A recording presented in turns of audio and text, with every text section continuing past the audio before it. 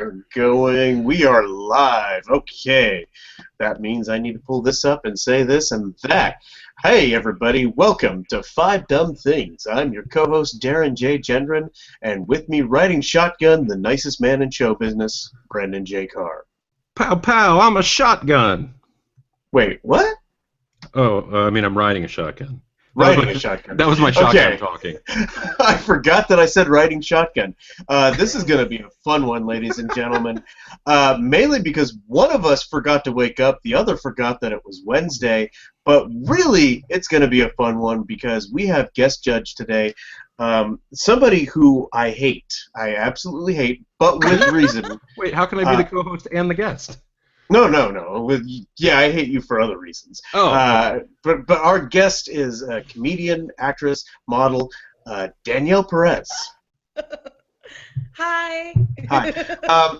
I'm going to clarify right now why I hate you. Do you know why I hate you, right, Danielle? No, I have no idea. This is the first time ever hearing about this. No, I told you, like, immediately after it happened why I hate you. Because you got to live out one of my lifelong dreams. Oh, I know why you hate me, but you can explain it. Yes, she got to be a contestant on Price is Right.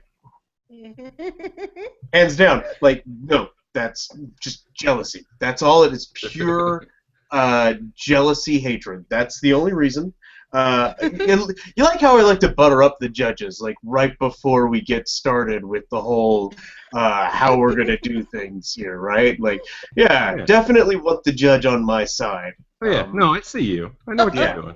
Yeah, like stupid judge, stupid Brandon, stupid podcast. I thought you were going to be mad at me because I spun the wheel on 75. I thought that was... No. Just the fact that you got to go there, and I still... and you even recommended that I should... I live close enough that there's no excuse for me not to go. It's like, I need to do... Get the whole Mouthy Pants crew. Go! Oh, gosh. If you get a group that's big enough, I think around like 15 people... It's pretty much guaranteed one of you guys is going to get on. Now, it should be noted, though, for those that have no idea what Mouthy Pants is, Mouthy Pants, by the time this podcast hits the air, is a former open mic that happened in North Hollywood. Did you know that, Danielle? Happening? No, next week. Vanessa is taking over it. It's switching names at that point. They're going to call it Killer Mike. Rebranding. They're rebranding. Yeah, Mouthy Pants is retiring with Kim and Whitney. Whitney has been a guest judge here on the podcast. We need to get Kim. I'm definitely going to have Kim on as a guest judge. Wow, we are way off track already. Let's tell everybody how we do this show. It goes off the rails, apparently. The podcast is called Five Dumb Things because Brandon and I are going to present cases for dumb things that happened in the week of pop culture. We're going to talk about dumb things in music, gaming, movies, television, and etc. And then Danielle is going to judge us because she's a very judgy person, and she's going to tell us which is dumb. Yes. Did I get a pop of laugh from Brandon there? Is that? No, I wasn't even paying attention. Okay. That's about what I expected. So we will put 5 minutes on the clock, and we are going to talk movies. Brandon, would you like to go first? Actually, you know what? I'd like for you to go first because I'm going to get a little ranty, and I don't want to eat into your time. Okay, give me one moment because I forgot to bring the article up. This is going to get edited. I believe you're planning on talking about the newest Smurfs movie, right? No. What? There's another one? Yeah, Smurfs 4, Go Smurf Yourself. They're going blue. Is that for real? They're working blue because they're Smurfs. No, it's not. Okay. This was something... Let me actually start the clock before I start yammering. What? I thought I opened up the clock. Come on, stop. Watch. This is going well. There. Oh, the magic of editing. Man. Watch time. Okay, we're ready to go here. We are talking movies, and this is what I think is dumb in movies this week. There's been a lot of press coming out about Iron Man 3 this week. Not because it happened, because it happened a while ago, and it's the director. You would think I would have brought that info up. I stammered and yammered that long, and I couldn't actually bring the freaking director's name up. Shane Black, right?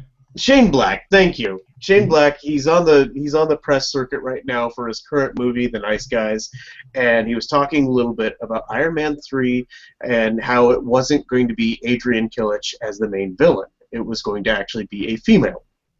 And that they were going to have sort of a misdirection, which if you think about it, like this is the one with the Mandarin, this would have been a different second misdirection. So it would have been a misdirection inside of a misdirection, or possibly it would have been Madame Mask. He didn't really go into the details about it, but in the original script for Iron Man 3, the main villain was going to be a female, and the toy companies said, no, you can't do that. We need to sell toys. And like I'm a guy that likes toys. Personally, I don't remember there being that huge of a desire for me to run out and buy a Adrian Killich toy, let alone a Mandarin toy from this movie. So, not sure. Like, to be fair, and Shane Black was also fair about this too. He pointed out that this is not current Marvel. Kevin Feige is head of the Marvel Studios right now, running things on the movie side. This is not an edict that he made. This is an edict that the corporate branch, the toy guys, made, and it got into the movie branch at that point, which I believe at that point it was Ike Perlmutter. Yep. Yeah, and he signed off on it having no female villains, and this is also the same.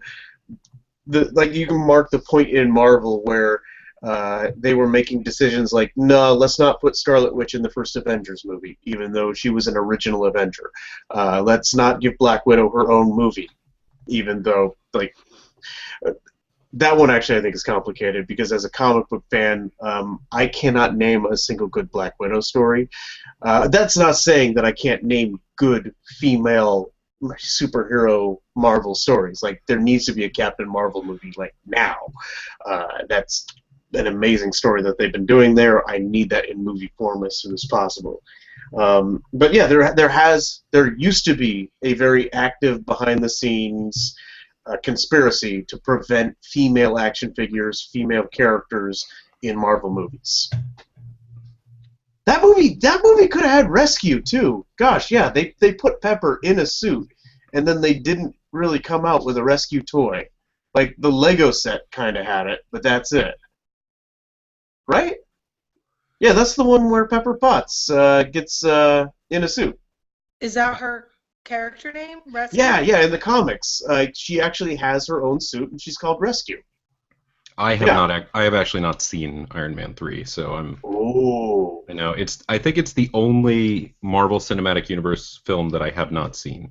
It's fun. I like it. It's a Shane Black movie. It's a much better sequel to Iron Man than Iron Man 2 was. Well, and Iron Man 2 was boring to me, and that's why I wound up skipping the third one. Well, in defense of Iron Man 3 and technically Iron Man 2 and everybody involved in that, Iron Man 2 is a writer's strike movie, so they weren't able to do on-set rewrites. I mean, it's a small little thing, but if you look at a lot of movies that came out during that time, they range from could have been better to, oh god, that was a terrible Transformers movie. Yeah, yes. That one. Yeah. Well, that was the what one was that? That was Did you have Don Cheadle? The Fallen, yes. Yeah, that was the Don Cheadle shows up in Iron Man 2, so he was already Rhodey at that point. Yeah. That was also Iron Man 3 is when I think Rhodey became Don Cheadle, if that makes sense. Like, he was very stiff in Iron Man 2. Like, he was very, like, there was a part of him that was like, I think he was trying to be Terrence Howard. It was Don Cheadle as Terrence Howard as Rhodey. And then Iron Man 3, it was Don Cheadle as Rhodey. And it was a lot more fun.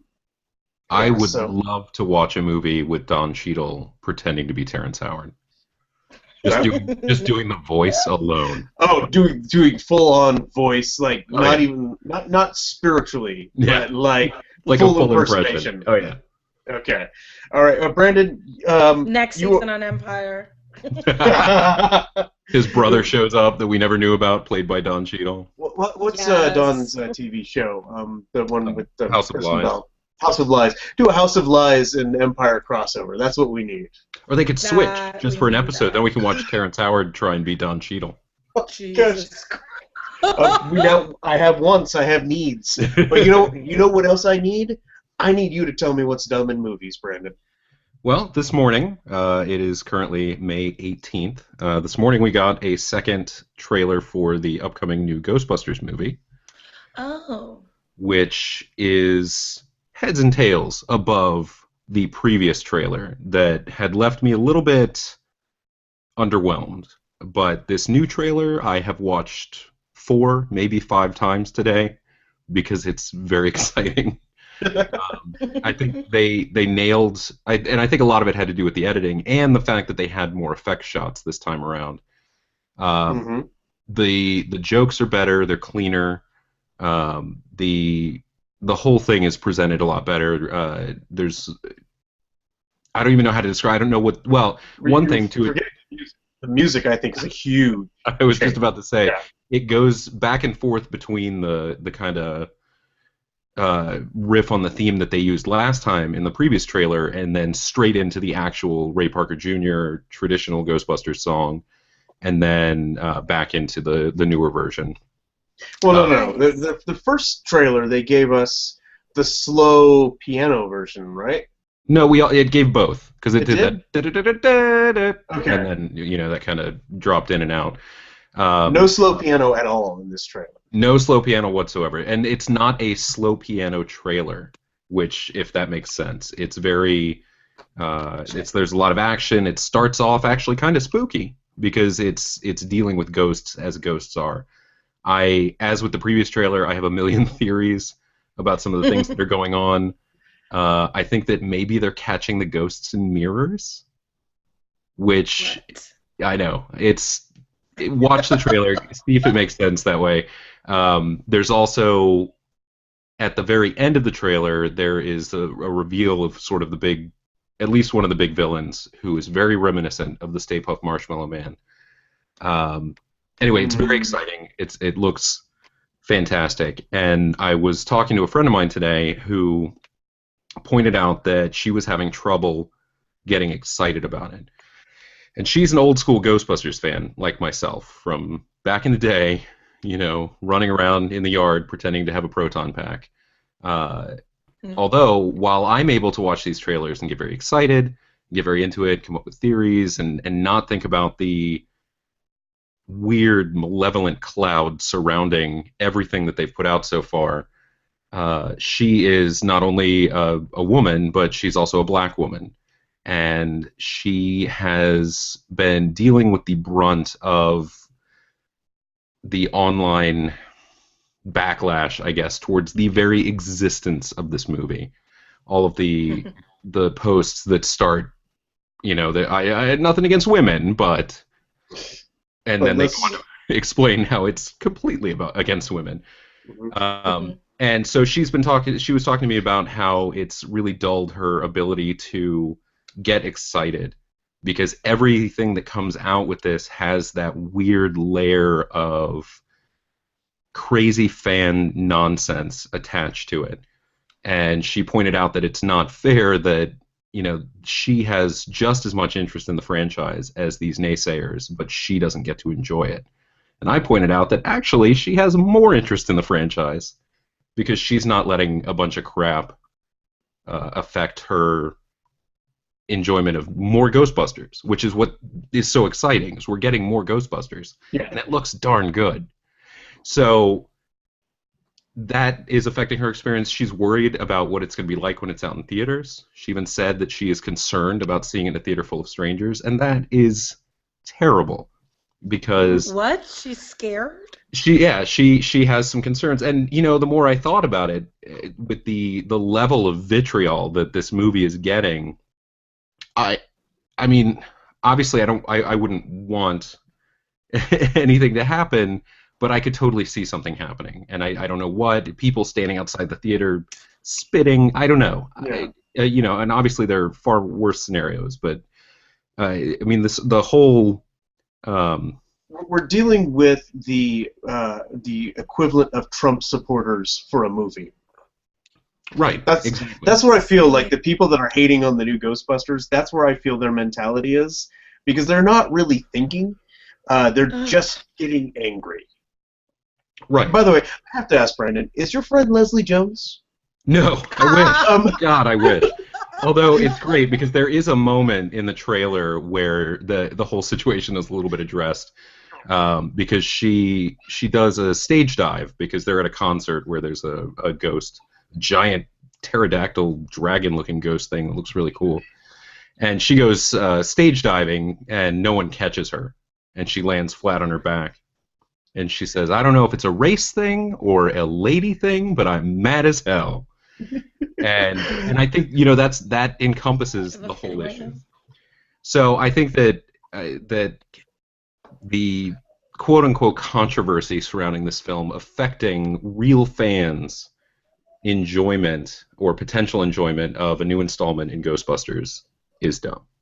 I want to say that line, that is this a race thing or a lady thing, that is the first thing I said to you this morning, right? Yep, it is. Of course, in fairness, the first thing you said to me today, like, you just sent me all caps, make sure you watch the new Ghostbusters trailer. Like, this was definitely we're not friends anymore unless the first thing you do in life is watch this trailer. Exactly. That was my morning. It was a great way to start the morning, though. I was very, very happy with that. Okay, so, man, you just pulled out the tactical nuke right now. We're giving Danielle a tough one to start with. Danielle. It is. It is a super tough one. Let me sum this up for you so that we know exactly what we're talking about. Is it dumb that there are dudes hating on Ghostbusters for, at this point, like, pretending it's not sexist or, well, it can't be racist reason. Like, no one's actually pulled the race card because no, they have. No, they have. They have. Oh well, yeah. They talk about Leslie being too black. Yeah. Yeah. We're not too black, but just being this like very kind of like shucking and jiving, you know, kind of like bullshit black caricature of just not being a real person, but being a black prop, basically. Okay. So, is it dumb that people are being angry over Ghostbusters, or is it dumb that Marvel corporate took female characters out of their movie franchises because it wouldn't sell toys? Oh my god, it's so dumb. It's like both of them are so dumb. Like, they're both so dumb. The Marvel thing, the thing about the Marvel thing is, like, it's not just them. It's the Star Wars people too. I mean, they didn't make the new girl, and I don't watch those movies. But what? Curse you! And we're done. All right, have a good night, everybody. We need a new guest. No, the girl Kylo Ren or something. Oh my God. I mean, the girl Kylo Ren. Sorry, her name is Adam Rey. Driver is a lovely lady. Yes.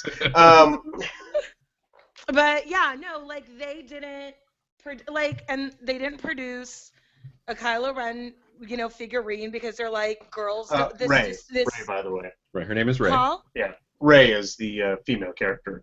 Rey. Kylo Ren is the one that they overproduced because they thought everybody was going to be obsessed with the boy, with the dumb boy. And so we've seen the boy. Like, the boy exists. We've seen the boy story a bazillion goddamn times. Just a fun thing that I want to point out with this. Recently, May the 4th happened, and like Disney stores did these giant sales on all the Star Wars costumes, except one. They did not put Rey costumes on sale because they have difficulty keeping them in stock. Oh. Good. So it's like, what more proof do they need that women are interested in these things? Like, I'm not the one that's interested in it, but I'm glad that it exists for like my friends like Vanessa and Riley, and Danielle. Like, I know a lot, like Giance. Like, I have so many friends that like this is their wheelhouse and this is what they're about. And it's the Glamora not being on the Guardians of the Galaxy t-shirt. And not hold on a second. Did you say Glamora? Huh? Did you say Glamora or Gamora? Oh, Gamora, my bad. But okay, but you did say Glamora, right? Yeah, Glamora is the glitterier version. I want to see that one too. Yes. She's more sparkly. She's more green. I actually really like Guardians of the Galaxy. That was a cute movie. But yeah, I mean, it's coming from a very just like corporate mindset that is they don't want to they've made this assumption and now it's being disproven because obviously they can't even keep the goddamn costumes in stock because they're selling out. It's so stupid. And then all the sexist trolls online just like boycotting. I've never seen Ghostbusters. You know, I'm sorry that this movie means so much to so many people that they are just outraged at the idea of a remake happening. I mean, it's so stupid. It's so dumb. Okay, it's so a movie. if you have to pick one. I can't though. Can we we're going to go with the Double Dumb? Double Dumb. So Double dumb. Dumb. I think that's a fair Double Dumb because I saw that thing that this guy is like, I'm not even going to review it. And like, so much of me was like, who are you? Like, are you writing for the New York Times? I had that same thought. I am so glad that the new trailer came out today. Who are you? I'm so glad that the new trailer came out today so that we didn't have to bring that guy up because it felt like we might have had to address him if it wasn't like, we got lucky on that one. Okay, let's talk about television and what's dumb in television. I will go first because I'm going to say that Star Trek is dumb. Just because we want to like keep reminding Danielle that she's not a nerd. This is today they released a teaser trailer for the next Star Trek TV series. It's going to come out January 2017 because that's always a great month to launch a new TV series. Sure. That's a really standing behind this one, CBS. And that's actually what's dumb about it is how little CBS cares about this series. Like out the gate, they're not even pretending to care about it. They just is it a mid-season replacement? It's not even a mid-season replacement. This is how. Do you know that CBS has its own streaming service? No. This is what they're going to do. They're going to air the pilot on broadcast TV, and they're going to trumpet it up, and they're going to probably advertise it. We don't know. Probably not advertise it that much. They'll probably advertise it roughly the same that they advertise Supergirl, so that it actually looks like they care. But the second episode is going right away to the streaming service, and they won't put it on network TV at all. Yeah. That's what we're looking at. They're not even pretending, like, maybe if the ratings are good enough, we'll keep it on the air. No, this is going to be a straight-to-digital TV series. Which is crazy because they want people, obviously, to pay for their streaming service. But if you're making a series that is specifically geared toward intellectual nerds, then trying to put it behind a paywall, not your best approach. That's so dumb. It is dumb on many levels. Like, what's their streaming service called? I have no clue, and to be honest, I did a quick search because I was actually kind of curious. Like the teaser trailer today, it promises a new crew. I can't remember. I don't even remember if it said new. It had like 8 words in it, and I don't remember all 8 words. That's where I'm at right now. And you have to pay for it? It said new planets, new crew, new adventures, but I don't know if it said new ship. I'm trying to remember what the 4th new was. So it might not be the Enterprise. It might be different stuff. But yeah, they're going to not air it. They're going to shove it digital right away. It looks ridiculous. Like, that's really weird. There's no casting announcements whatsoever. There's just really? There's no names attached to it? The only name attached to it is Brian Fuller, which the creator. Is the one thing that has going for it so far, I think. I mean, obviously being part of the Star Trek brand, but I'm a diehard Brian Fuller fan. No, so yeah, this will definitely make me check it out. But to be fair, Brandon's also I'm not gonna pay for it. Brian Fuller is also one of those guys that is very well known for getting screwed over by TV networks. Oh, yeah. This is the equivalent of saying, "Why doesn't he have a better attorney, dude? Spend the money." He does his contracts, and it's basically like he does shows like Pushing Daisies and Hannibal. They're really good, critical darlings. Pushing Daisies was a victim of the strike. I mean, Pushing Daisies, like Kristen Chenoweth won a Golden Globe or an Emmy, Golden Globe for that. She was nominated for an Emmy. That was the writer's strike that killed that. Yeah, no, but at the same time, like that's his track record. Like it goes all the way down. Dead Like Me actually went on for a while, but No, Wonderfall's got Dead Like Me was 2 seasons. 2 seasons. Wonderfalls didn't even finish their first season. Yep. Okay. Um, Voyager and Deep Space Nine weren't created by him, right? They were. no, he was not. He just He worked on worked those. on them. Yeah. Yeah. So yeah, he's had a lot of series. He is a Joss Whedon twin in that respect. That his TV series is going to get unfairly treated. But it's going to be great and high concept and have a Yeah. really fun aesthetic that is unique to itself, and then boom, go on forever. Like, why couldn't they just throw it on the CW? Would it have been that hard? Yes. I don't know. You don't want the CW? No. Okay. I like CW shows. No. I think CW's fine. You like Gossip Girl? Are you Team love Blair it. or Serena? Yeah, both. Neither. Okay, Brandon. You tell me what is dumb in TV. So, this fall, in addition to Legends of Tomorrow, which will be returning without Wentworth Miller, we're going to have 3 new time travel shows, and they are all completely different feel, even though they are still all wrapped in time travel. There's on ABC, there will be Time After Time, which involves H.G. Wells, who has come to modern day to hunt down Jack the Ripper, which is interesting, and actually has a few shades of the canceled ABC series Forever, because that had some similar kind of feel to it. But anyway, that's been created by Kevin Williamson, who we know from the Scream franchise and Dawson's Creek, both of which I enjoy way too much. Then there's Timeless, which is created by Eric Kripke, who was one of the creators on Supernatural, and Sean Ryan, who did some stuff. Sorry, I forgot to pull his page up. Oh well. And this show is about. Sorry, hang on. Let me pull it up because there's one. Oh, all right. So this show is about Goran Viznik, who we met on E. Someone having fun? I'm sorry. That's. What's the feedback? All right. So Goran Viznik is a master criminal who gets a hold of a time machine and goes to the past to make crimes.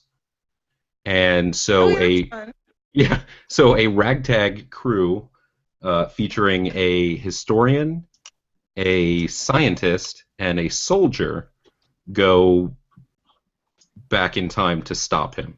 Like, he steals the original time machine that the government's been building. They use the prototype. A lot of elements from other different shows have been very Doctor Who inspired. Yeah, there's some Doctor Who to it. There's Legends of Tomorrow. There's the prototype thing. I can't remember. That was from something too, but I can't remember what it was. But anyway, it seems a little bit less interesting. Now, probably the most fun of all of these is a Lord and Miller show called Making History, where Adam Pally plays a guy who has a time machine. So he keeps going back into colonial era because he fancies a lady. and always so a lady, right? Always a lady. So he falls in love with her, and she falls in love with him, but it's Paul Revere's daughter. And because of their relationship, Paul Revere misses his ride, and so it jacks up the future. So when Adam Pally comes back, everything is all screwed up. So then he has to keep going back and forth and fixing things, which is the most Lord and Miller concept I can even think of when it comes to time travel. But just be fucking up the future. So that one seems sort of fun, but so that's 3 plus Legends of Tomorrow, plus who knows, they could plus Doctor Who. You could count that one too. Sure, whenever that's coming back. It comes back next year. Yeah. Yeah. So, and we'll have a Christmas episode. Yeah. Christmas. Yeah, I think that's all we get this year. Right. Yeah. Okay. So yeah, it's going to be a time travel-y fall. And that's dumb. It's too much. It's too many shows. I think that we could probably either cut a couple of them or combine them all into one master show. That would be ridiculous. Well, I think we're definitely going to have to revisit like all of them. Have fun with that. No, I'll help you out on that one. Like time travel is one of those things that, like, they better get the rules right. Like, they better establish what the rules are and then stick to them. Right. Yeah. Yeah. Because otherwise, it's the only that particular flavor of sci-fi. The only one that is quicker to tick me off faster is the humans only use 10% of their brain sci-fi. Oh yeah. Oh, Like you don't like Lucy? No, the moment any of those times that happens, that 10% of the brain thing is a complete myth. Humans use 100% of their brain 100% of the time. That's the 10% thing is a weird snake oil salesman thing that came from the 19-teens because we trust neuroscience from 1910. No, yeah. So Good whenever logic, sound logic. yeah, Right. as soon as I see the 10% line show up in sci-fi, that's the immediate, like, run up the red flag. That has lazy writing. Guarantee it. Like, if that's part of the premise, the writers that put it together are lazy, and there's no way the rest of the movie's going to be good. Well, if it makes you feel any better, the TV version of the movie Timeless is still fighting for renewal next season, so you may not have to deal with that much longer. Not Timeless. Sorry, Limitless. Limitless, yes. Yeah. I like how they pretended for a moment there that Limitless was going to be starring Bradley Cooper. Right. Yeah. Like, he's totally in this show. Yeah, for more than 6 minutes, really. Wants that Right. network television paycheck. Yeah. Okay, I'm sure Danielle. he's really hurting for it. Judge Danielle, you tell me which is dumb here. Is it dumb that Star Trek is going straight to digital behind a paywall? Is it behind a paywall? It is. It's like $3. Okay, straight to digital behind a paywall, or is it dumb that every network but CBS decided to go time traveling this fall? I think it's, oh God, both of those things are very dumb. Star Trek behind a paywall is, I think, though, less dumb than CBS having a paywall for online content. Like, you are a network, a television network. Why the fuck do you have it? Just make that, to me, is the thing that makes no sense. But I think all the time travel shows are really dumb. Like, we get it. We get how time travel works. I just don't know. I don't know. Like, it's not interesting to me. And I'm sure these casts are like, all right, and like, for all these time travel shows, how many women are in, like, the main cast? How many people of color in the main cast? Has any of that been announced, or do you know?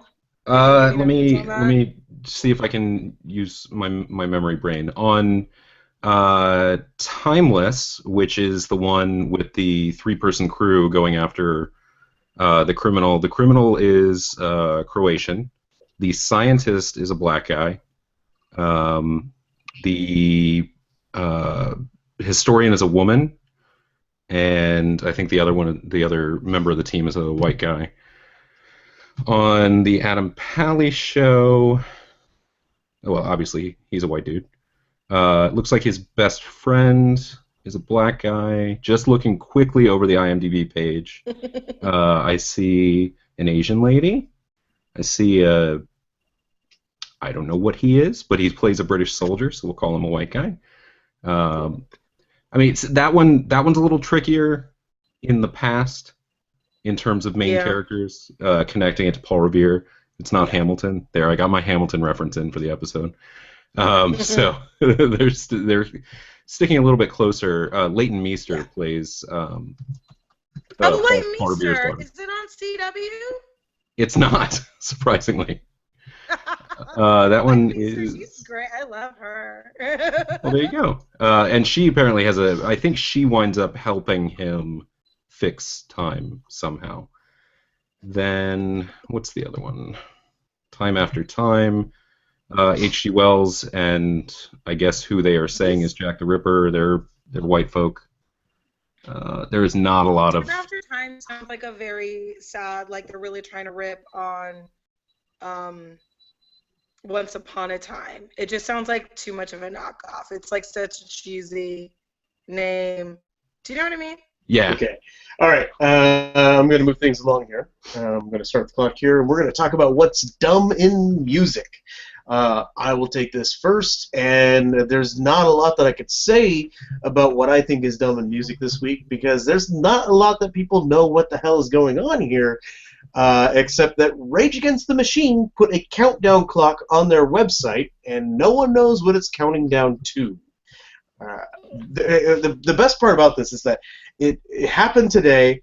It fired off such an internet firestorm, and then it immediately crashed their site. So yeah, Rage Against the Machine wants to have lemonade so bad, but they can't. They don't know. They don't know where to get it or where it comes from. It's not for you, Rage Against the Machine. It's not for you. Yeah, so there's lots of theories going around. Are they going to do? Is there going to be a reunion tour? Is there going to be a new album? Is there just going to be a re-release of some of the? Like, they have a big anniversary coming up because we're old, Brandon. In case you're wondering, and the music of our youth is suddenly coming back. So we'll see. Right now, I think the dumbest thing about it is they got ready for this giant promotional hype. And the machine was not ready. So, in very true irony, they are now very angry. I love knowing the fact that Rage Against the Machine is now literally angry at a computer at the moment. Yes. If you're gonna Beyonce, you gotta Beyonce correct. Right. Just come out of nowhere, throw it right up there. Do you think Jay-Z cheated on them too? Is that what we're hearing? I'm assuming he cheated on us all. Jay-Z really did. Way more than 99 Problems now. Okay. Brandon, you tell me what's dumb in music. I stumbled across a new track by Willow Smith called 2048 2.0, which is produced by Michael Cera, a famous musician.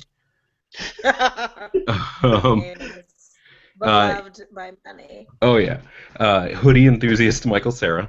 He it's a pretty good track. I have low expectations when it comes to Willow Smith in general, and you don't flip your hair back and forth. You don't whip it back and forth. I don't. It's not long enough for one thing.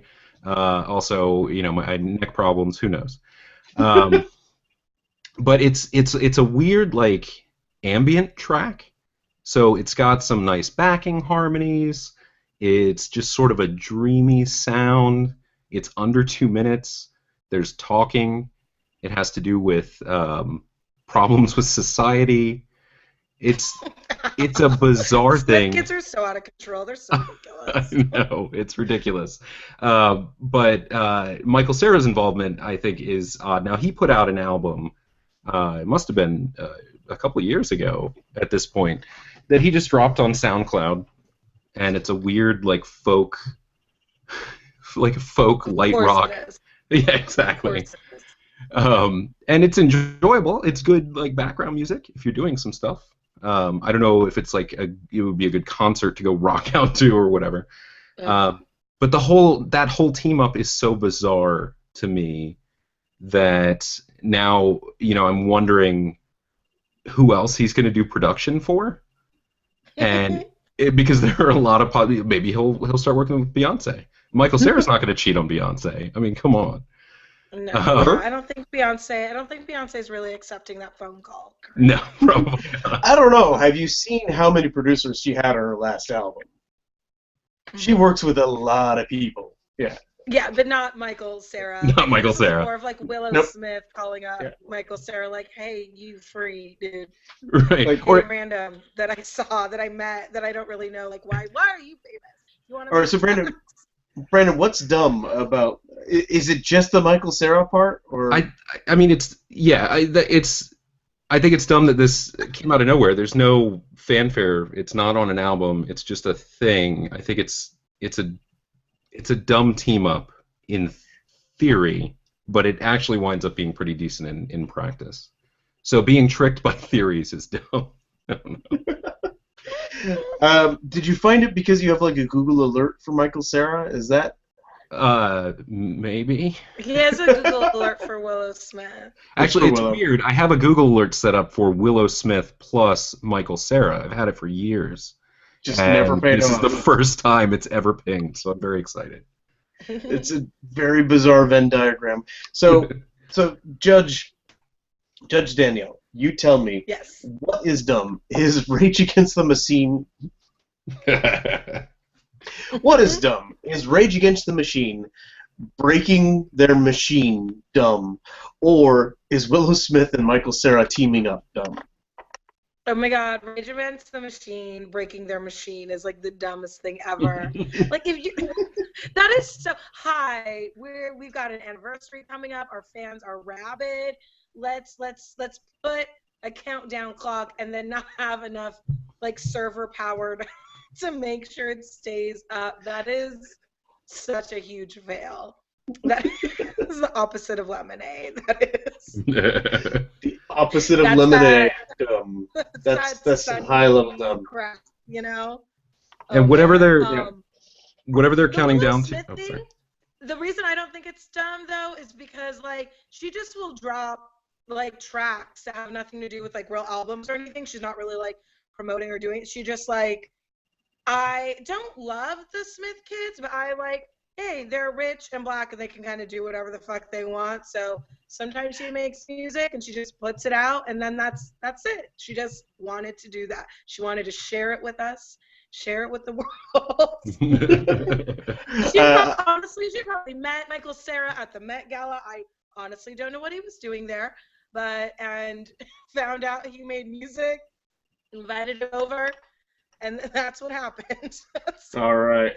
And as far as Rage Against the Machine is concerned, I'm excited for anything that they're going to be putting out at this point, unless it's a remake with girls. Uh-oh. Rage Against the Machine. Kind of hating you right now. Just sending some hate your way there, Brandon. I appreciate it. Really quickly, Danielle, you're starting to break up. We're going to go and shut off our videos. So let's keep our cameras off for now, just so we have strong audio. And by the way, can you hear me? Yeah, we can still hear you. Yeah. Okay, is it better? That's better, yeah. Okay. And by the way, Danielle, you were wondering earlier what was the dumb thing that I saw in the show notes that I was like, I didn't even know that existed. That was it. The Willow Smith Michael Cera collaboration. Like, what is this demon? Yes. I was peeking. I was peeking at the show notes before we started. How dare you? And speaking of peeking at show notes, Brandon, did you put your gaming in retaliation to my gaming? No, unrelated. Unrelated. Do you know what I'm talking about? Oh yeah, there's definitely a common theme between ours. Okay. Uh-oh. Common theme happening. I think yours is weirdly the middle ground because it got announced that Tetris is getting a movie deal. It has $80 million in investment lined up for it, and they're looking to make it a trilogy. I probably should say that again, just to let that sink in. Tetris has a movie deal with $80 million in... What the hell? What this? No, this is not good. This is bad. And to highlight how bad this is, Last of Us is currently trying to be developed as a movie. It's a beautiful cinematic story. It's touching, it's heart-wrenching, it's terrifying, and that movie is stuck in development hell this week. That's the two video game movie news that I care about. I'll throw Brandon's under the bus fast. I'll early sabotage you. Yeah. So Tetris is getting funded, and it's getting considered for a trilogy, and Last of Us can't get moving forward when it's like it's a new twist on the zombie horror. Like one of them has a story, the other has a Russian song that has words, by the way, and like it's a public domain song, but they will sue you if you play it a certain way. Weird. Okay. I really can't add anything more to this. I've really overboiled this down, haven't I? No, actually, the whole Tetris thing kind of blows my, especially with the budget that they have, because all I can think is what they did with Pixels, Yeah. and that's kind of scary. Here's a wait, because I thought that like Tetris already was a movie, but that was that Pixels movie. That was Pixels, like, and they were using like Space Invaders and Pac-Man. Right. Yeah. So it's basically that. Maybe there's a plot. I can't think of one though. Maybe it's just packing for a road trip really well. Does anybody else ever do that when you're like packing your car? Yeah. Every time I've ever moved, that's how I load the truck, and I hum the theme every single time. That's how you do it right. That's how you get everything in there. And here's a fun math fact dealing with that. You can rent a one-bedroom apartment in a city center in Russia for 161,446 and a half years with $80 million. Cool. Yeah. Thank you. I have a calculator. Why did you look that up? I don't know. So you tell me, Brandon J. Carr, what is dumb in video games? So speaking of movies or video games becoming movies for some reason, I want to talk about Angry Birds because the marketing is really hitting a fever pitch at this point. And I have to say that my initial hesitations and concerns when this was first announced, what seems like 400 years ago, have been a little bit soothed by some of the marketing because it does look like it's fun. Mm-hmm. It's got a great voice cast, which is a plus. And in one of the commercials, so who knows if you can trust it, one of the quotes that they gave said that it's the new Lego movie. Which there's no way.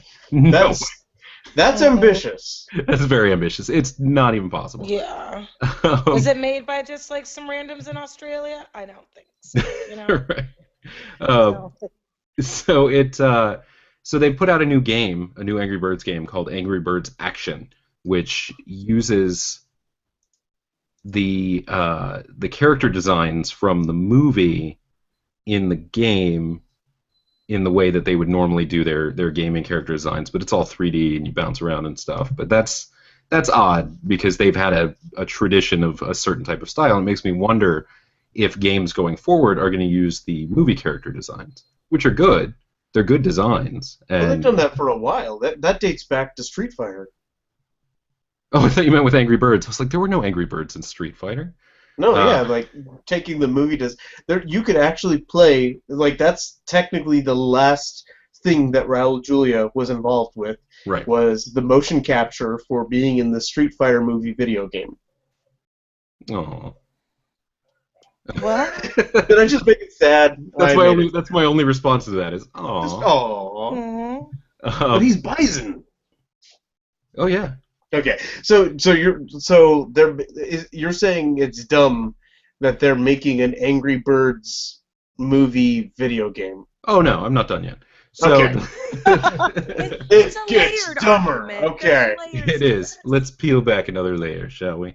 No, there's not a lot of depth to this. I think that the whole thing in general, creating a franchise, because I'm assuming they're planning on making more around this very simple video game concept, this app where you shoot a bird at a pig and the building that the pig is on.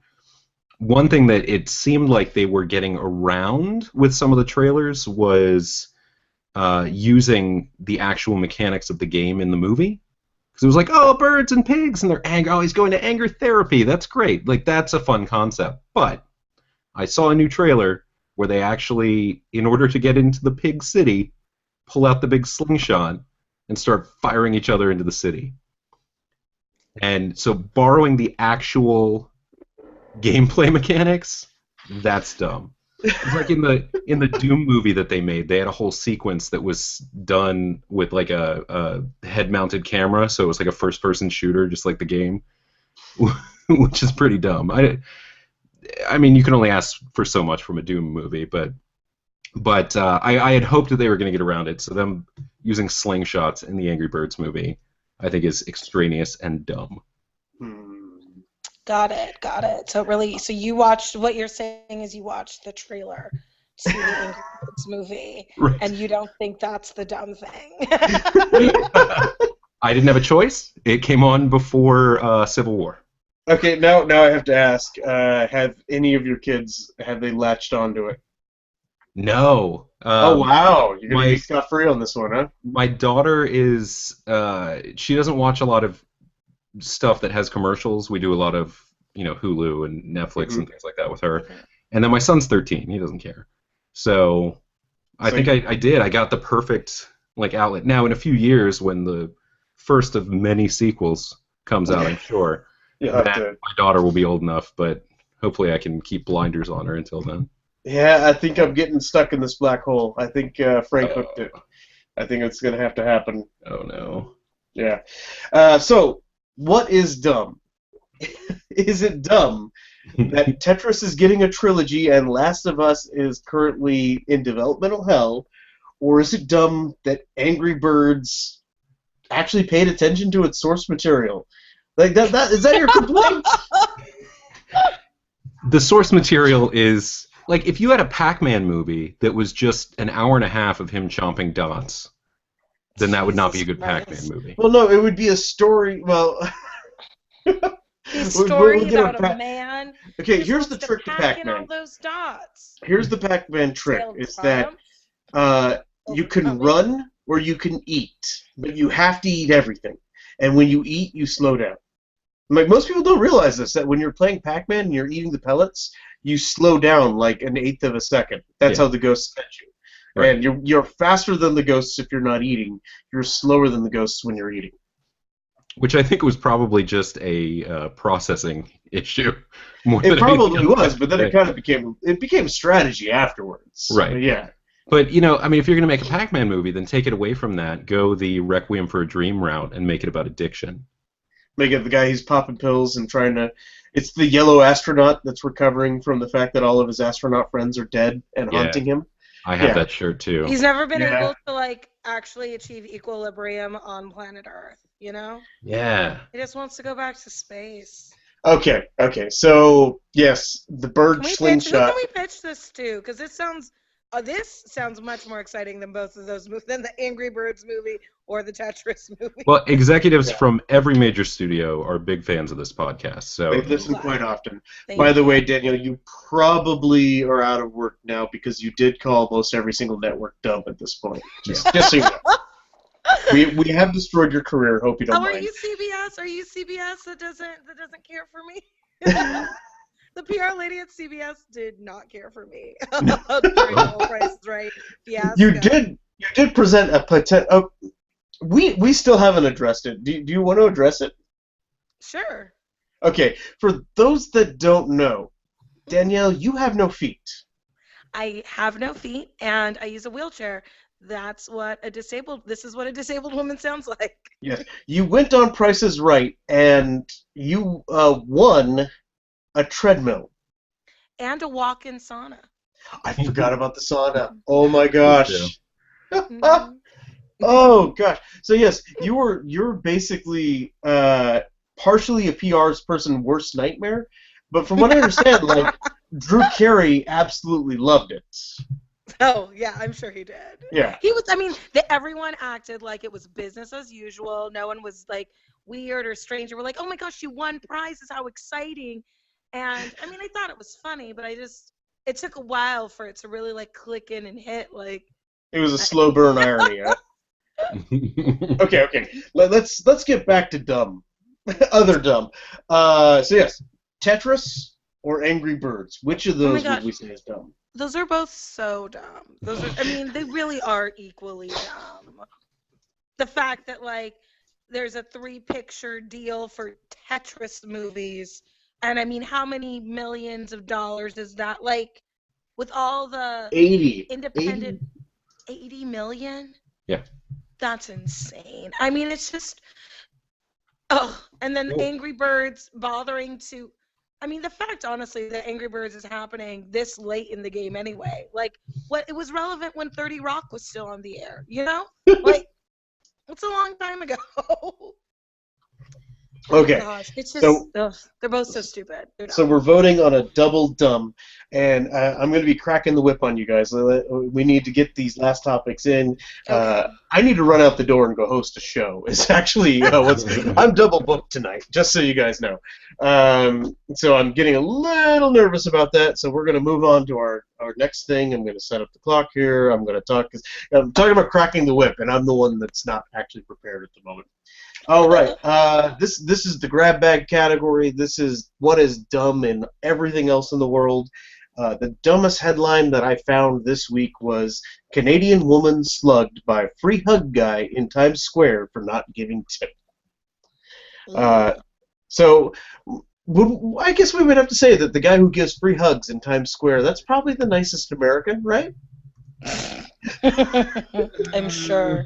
He's got to be salt of the earth to hang out in Times Square all day for tips. But doesn't sound mentally unstable at all. Let's just remind the fact that he has the word "free" involved as part of his gimmick. Like the Canadian woman went with the price that was on the label. Like she entered into a transaction with exactly what was described to her, and was as gullible as any Canadian is. Like, they will believe anything you tell him. When he attacked her, did he yell the price is wrong? Were those like the words that the witnesses heard him screaming at her? God, I hope so. I'm wondering how close to it was Filthy Elmo, like, because a Filthy Elmo was nearby as this was happening. Sure. Well, have you seen the video of this? He really nailed her. He knocked her to the ground. She's got like a serious swollen eye from it too. Like it's like this is the worst thing that any American has done to a Canadian. I'm pretty sure. Maybe. You guys can't think of anything worse than that, and I'm pretty sure the Canadian also apologized. Willing to bet. Sorry. Run. Sorry. I mean, I know some Canadians that are like very annoying. So like, are we gonna throw some Canadians under the bus right now? We'll throw Justin Bieber and Nickelback under the bus. Let's just handle that right now. Yes, there are annoying Canadians out there. Okay, Brandon, you tell me what's dumb. Sure. So a couple of days ago, KTLA morning meteorologist, and I'm not sure how to pronounce her name, Liberty, I'll call her Lib, Chan, got up and was doing the news, the weather report. The dress that she was wearing was conflicting with the green screen, so she was asked to change. She had a backup dress that was a little black dress. It was like a bleeded. It was bleeding all over the place. It was a beaded black dress that was a little on the skimpy side. She would later say that it was a little flashy for a morning show. Started doing the weather in this black dress, at which point the station, again, KTLA, started getting complaints via people emailing and tweeting and calling in. So live on air, she was handed a cardigan to put on top of the dress and continue doing her weather report, which is A, super unprofessional, and B, completely ridiculous. Yeah. She has spoken about it a few times since. She's trying to, it's a tough position for her because clearly it was the station that told her to put on the cardigan, so she can't complain about it too much if she wants to keep her job. But she has said that there's been it's a whole body shaming issue, and that there were some weird emails that she received after the fact. Some of the emails said, quote, she has fatty arms. Oh my God, that's so insane. That woman is a stick. Yeah. She is. So it's all very bizarre. And the fact that so the male coworker who handed her the cardigan, she said, why? And he said, because it's cold. Yeah, and sure. then we're getting a lot of emails. So that is insanely dumb. That definitely shouldn't have been handled live. Like, that's, Right. I think, the first mistake right there. Yeah. Second mistake, like, she should have had a producer in her ear telling her, you got to put this on. Right. But overall, geez, this is...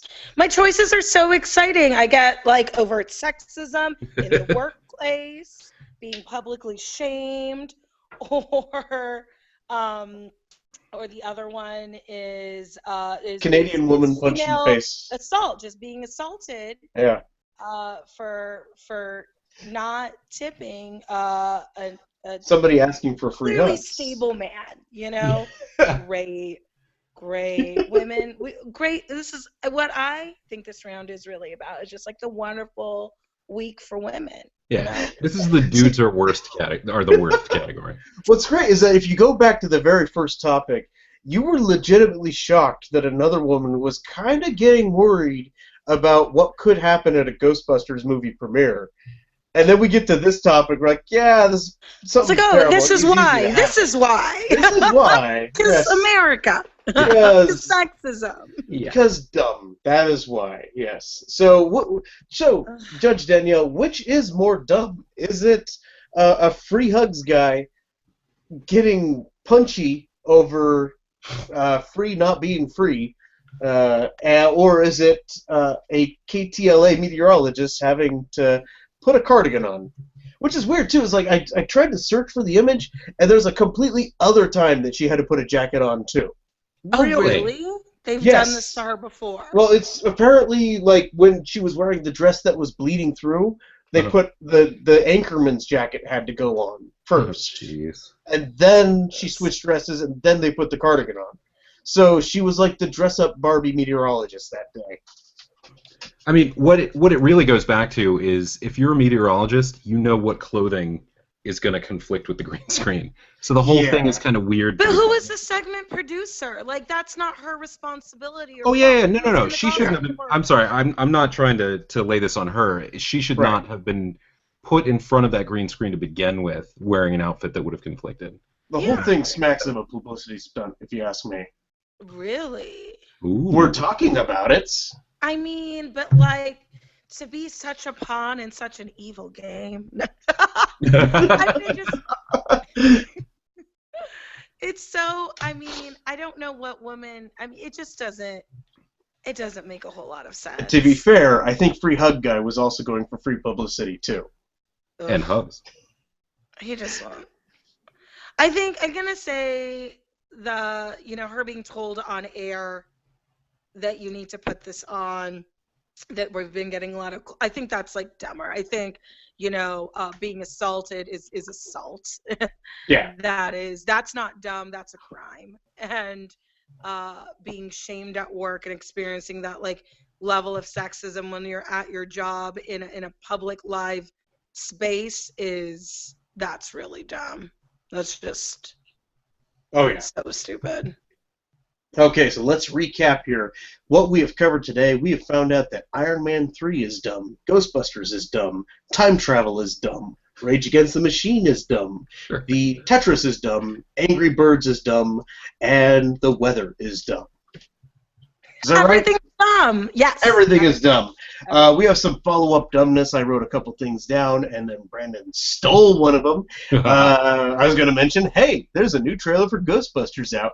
I will point this out. I have one. I feel like a douche for doing this. Like, I have one complaint about the trailer. They definitely had the siren for Ecto 1 in it. It is not the original siren. Hold on. You mentioned this to me earlier. I rewatched it, and I did not hear a siren. So I don't know what you're talking about. I could have sworn I heard the siren. There's a music cue right as Ecto 1 comes onto screen. Maybe there was some confusion? There might have been confusion. We'll find out later. I'll have to watch it again. Oh, well. Well, yes, I'll definitely give it another watch myself. The other thing, dumbness, to follow up on, Doom is getting closer and closer to me having to play it now. Somebody found an Easter egg in it of a demon that is wearing the helmet from Skyrim, and he has an arrow in the knee. He is dead, slumped over, because he took an arrow to the knee. Thank you, Bethesda Games, for that. Also, there is an emote. I don't know if you guys know the Doom Shuffle. there used to be this GIF that was pointing out, because when you walked in the original Doom, it had like this side-to-side shuffle to it. Right. And then it showed like what you must look like while you're holding the gun. And it's showing like this guy in like an Adidas tracksuit, like doing like a shuffle as he walks down the corridors. Like he's just boogieing, shooting demons. Right. You can actually make your character do the Doom shuffle in Doom. Thank you for that, Bethesda. Wow. Okay, this brings us to the shameless plugs portion of our show. I am going to shamelessly plug Nerdy But Naughty, which is happening in 2 hours, ladies and gentlemen. Be sure to see me there. It's actually not 2 hours. It's going to be in an hour and 40 minutes. So, who's headlining Nerdy and Naughty? Because I did that show last month. Nerdy But Naughty is headlined by... And I'm putting a pause in here so I can make it look like I know this. Yikes. Oh my gosh, he's my headliner. It's me. I'm going to headline from Virginia. Is it Dominic tonight or is Dominic next month? And now the website's not loading for me. Excellent. I'm just going to delete that whole question. I don't care. You just said delete the whole question. Delete the whole question. We're not talking about... Brandon, is there anything that you would like to shamelessly plug? Nope. Danielle. No, I got nothing. I have a lot of balls in the air, but I'm not ready to catch any of them. So. Oh. So definitely check me out on Nerdy But Naughty with Dominique Durkees. Awesome. Yep, that should be a very fun show. Get there now. Danielle, what would you like to shamelessly plug? I would like to shamelessly plug my show Gentrification. It's the last Friday of this month, so May 27th at Avenue 50 Studio in Highland Park. It's a free show. It starts at 8 p.m. And we have Marga Gomez from San Francisco. She's a San Francisco legend, and we're so excited to have her headline Gentrification the next Friday, May 27th. And then follow me on Twitter. My Twitter is... I endorse that. I'm sorry? I endorse your Twitter account, yes. Oh, thank you. Yay. Me too. I've been following you for some time now. Yeah, you were one of those guests that when I told Brandon who you I got this Danielle Perez. You're not going to believe her story, and then he was like, "Well, I know it." Yeah. Oh, I love it! Yay! But wait. I'm glad you guys follow me on Twitter. What is your Twitter account? It is at Diva Deluxe, no E at the end. Okay. That is going to wrap up our show, ladies and gentlemen. Be sure to like and comment and review us on iTunes and Stitcher. And for Brandon J. Carr and guest judge Danielle Perez, I've been Darren J. Gendron, and we've been really, really dumb.